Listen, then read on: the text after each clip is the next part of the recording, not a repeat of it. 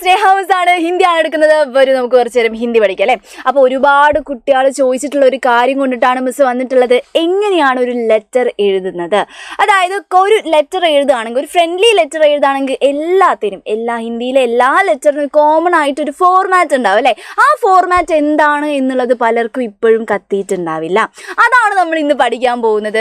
വളരെ ഇമ്പോർട്ടൻ്റ് ആണ്. എക്സാമിനൊക്കെ നമുക്ക് കത്ത്, പിന്നെന്താണ് കത്ത് മാത്രമല്ല ഡയറി, പിന്നെ പോസ്റ്റർ, ഇങ്ങനെയുള്ള കുറേ കാര്യങ്ങൾ ചോദിക്കാറുണ്ട് അല്ലേ. അപ്പോൾ അതിനൊക്കെ ഒരുപാട് ഫോർമാറ്റുകളും കാര്യങ്ങളൊക്കെ ഉണ്ട്. അതിൽ കത്തിൻ്റെ ഫോർമാറ്റാണ് ഇന്ന് നമ്മൾ പഠിക്കാൻ പോകുന്നത്. മക്കൾ ശ്രദ്ധിക്കേണ്ട ഒരു കാര്യമുണ്ട്. കത്തിന് നമ്മൾ 3 പേര് ഹിന്ദിയിൽ പറയാറുണ്ട്. എന്താണ്? പത്ര എന്ന് പറഞ്ഞാലും കത്താണ്, ഖത്ത് എന്ന് പറഞ്ഞാലും കത്താണ്, ചിട്ടി എന്ന് പറഞ്ഞാലും എന്താണ്?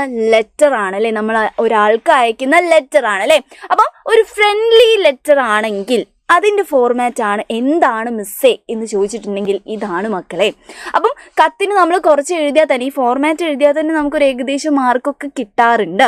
അപ്പോൾ ശ്രദ്ധിച്ചോളാം. ഒരു കത്ത് എഴുതുമ്പോൾ എന്ത് ചെയ്യണം? ഒരു ലെറ്റർ എഴുതുമ്പോൾ മക്കൾ ആദ്യം ശ്രദ്ധിക്കേണ്ട കാര്യം, ഒരു ബോക്സ് ഒക്കെ വരച്ച് വൃത്തിയിൽ വേണം എഴുതാൻ വേണ്ടിയിട്ട്. വെറുതെ എന്തൊക്കെയോ എഴുതലല്ല. എന്താണ്?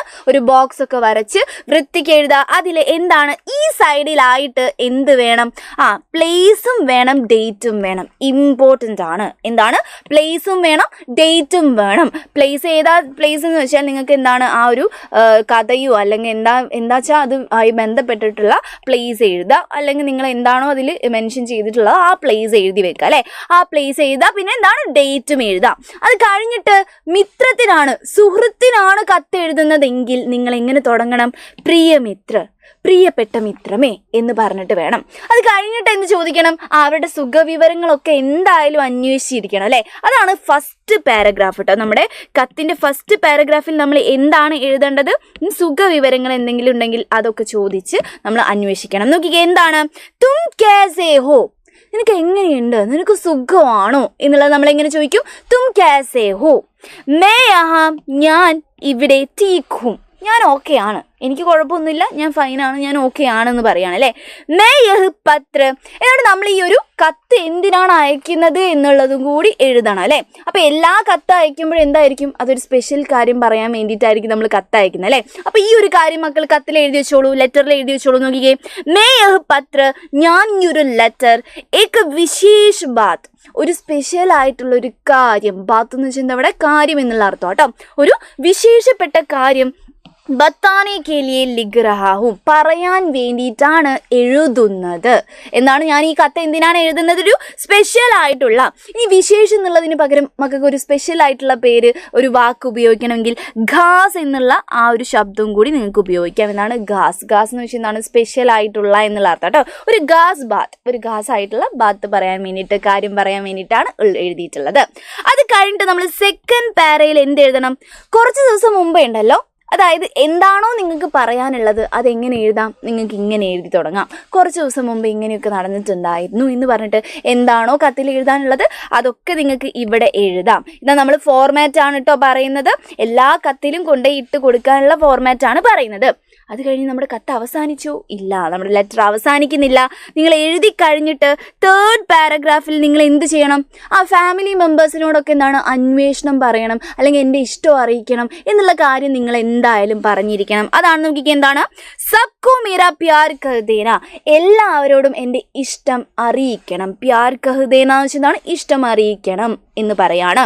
ജവാബി പത്രയ്ക്ക് പ്രതീക്ഷ കർ രഹാ ഹൂം. അപ്പോൾ നമ്മൾ ഒരു കത്ത് എഴുതി കഴിഞ്ഞാൽ, ഒരു ലെറ്റർ എഴുതി കഴിഞ്ഞാൽ തിരിച്ച് റിപ്ലൈ ലെറ്റർ ഉണ്ടാവും അല്ലേ. ആ റിപ്ലൈ ലെറ്ററിന് എപ്പോഴും നമ്മൾ എന്ത് ചെയ്യും? പ്രതീക്ഷിച്ചുകൊണ്ടിരിക്കും അല്ലേ.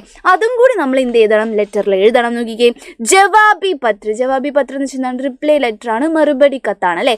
മറുപടി കത്തിൻ്റെ പ്രതീക്ഷ കർ രഹാ ഹൂം, പ്രതീക്ഷിക്കുന്നുണ്ട് എന്ന് പറഞ്ഞ് നമ്മുടെ കത്തങ്ങ് നിർത്തുക. അത് കഴിഞ്ഞിട്ട് അതിലും ഇമ്പോർട്ടൻ്റ് ആയിട്ടുള്ള ഒരു സംഭവം ഉണ്ട്. എന്താണ്? തുമാര മിത്ര, നിന്റെ സ്വന്തം സുഹൃത്തായിട്ടുള്ള എന്താണോ പേരെന്ന് വെച്ചാൽ ആ പേര് നമുക്ക് ഇവിടെ എഴുതാം. സൈൻ ചെയ്യുന്ന ആൾക്കാരുണ്ട്, സൈൻ ചെയ്യേണ്ടവർക്ക് സൈൻ ചെയ്യാം. പക്ഷേ ഇത് നമ്മുടെ ഈ ഒരു നെയിമിൻ്റെയും ഇതിൻ്റെയും നടുവിലായിട്ട് വേണം സൈൻ ചെയ്യാൻ വേണ്ടിയിട്ട്. ആ കാര്യം ഒന്ന് മക്കൾ ആലോചിക്കാം കേട്ടോ. പിന്നെ അതിലും ഇമ്പോർട്ടൻ്റ് ആയിട്ട് വേറൊരു കാര്യമുണ്ട്. അതാണ് ഇത്, ടു അഡ്രസ്സ്. അതായത് ആർക്കാണോ നമ്മൾ കത്ത് അയക്കുന്നത് അവരുടെ അഡ്രസ്സ് എഴുതണ്ടേ. ആ അഡ്രസ്സ് എഴുതിയില്ലെങ്കിൽ നമ്മുടെ കത്ത് പൂർണ്ണമാവത്തില്ല. അപ്പം മക്കൾ സേവ് ആമയെന്ന് വെച്ചാൽ എന്താണ്? ടു എന്നുള്ള അർത്ഥം കേട്ടോ. ആർക്കാണോ അവരുടെ നെയിമും പത്താന്ന് വെച്ചാൽ അഡ്രസ്സും നിങ്ങൾ ഇവിടെ എഴുതുക. അത് എഴുതി കഴിഞ്ഞിട്ട് അതൊരു ബോക്സിലിട്ട് വെക്കാൻ വേണ്ടി സൂക്ഷിക്കുക. കാരണം എന്താണ്, ഇത് നമ്മുടെ ലെറ്ററിൻ്റെ പുറത്ത് എഴുതുന്ന ഒരു കാര്യമാണ്. അപ്പോൾ നമ്മൾ ലെറ്റർ എഴുതുന്ന സമയത്ത് ഇതും കൂടി ഒരു ബോക്സിലിട്ട് വെച്ചിട്ടുണ്ടെങ്കിൽ നന്നായിരിക്കും. ഓക്കെ, അപ്പോൾ ഇതാണ് ഒരു ലെറ്ററിൻ്റെ ഫോർമാറ്റ് എന്ന് പറയുന്നത്. അപ്പോൾ ഇത് മക്കൾ മറക്കാതെ പഠിച്ചോളാം. നമുക്ക് ലെറ്റർ എഴുതാനൊക്കെ ഹിന്ദിയിൽ ഒരുപാട് തവണ ചോദിക്കാറുണ്ട്. ഈ ഫോർമാറ്റ് പഠിച്ചു വെച്ചാൽ പിന്നെ ഒന്നും പേടിക്കേണ്ട ആവശ്യമില്ല. അപ്പോൾ ഇതേപോലുള്ള കണ്ടന്റുകളായിട്ട് മിസ് ഇനിയും വരുന്നതായിരിക്കും. Bye bye.